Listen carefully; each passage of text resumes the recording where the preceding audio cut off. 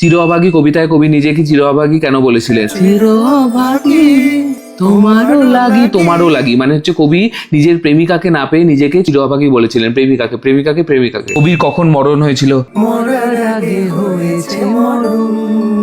মরার আগে, কবির মরার আগে আবার মরণ হয়ে গেছিল। কবির মরার আগে মরণ হয়েছিল, মরার আগে। কবি কি হারালে আর খুঁজে পাবেন না বলেছিলেন? হারালে কি খুঁজে পাবে মন। কবি মন হারালে আর খুঁজে পাবেন না বলেছিলেন। বাসি কবিকে কিসের ছোবল মারে? বাসি আমারে কেবল মারে বিরহের ছোবল মারে মানে দুঃখের ছোবল মারে। বাঁশরি গল্পে কবি কিসের বাঁশরির কথা বলা হয়েছে? পাতার বাঁশরি।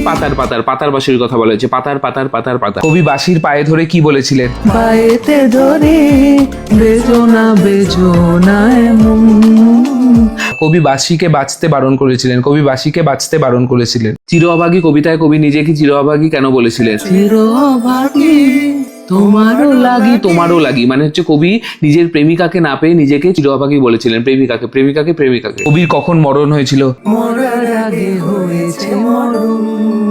মরার আগে, কবির মরার আগে আবার মরণ হয়ে গেছিল। কবির মরার আগে মরণ হয়েছিল, মরার আগে। কবি কি হারালে আর খুঁজে পাবেন না বলেছিলেন? হারালে কি খুঁজে পাবে মন। কবি মন হারালে আর খুঁজে পাবেন না বলেছিলেন। বাসি কবিকে কিসের ছোবল মারে? বাসি আমারে কেবল মারে বিরহের ছোবল মারে মানে দুঃখের ছোবল মারে। বাঁশরি গল্পে কবি কিসের বাঁশরির কথা বলা হয়েছে? পাতার বাঁশরি। পাতার বাঁশরির কথা বলা হয়েছে। পাতার।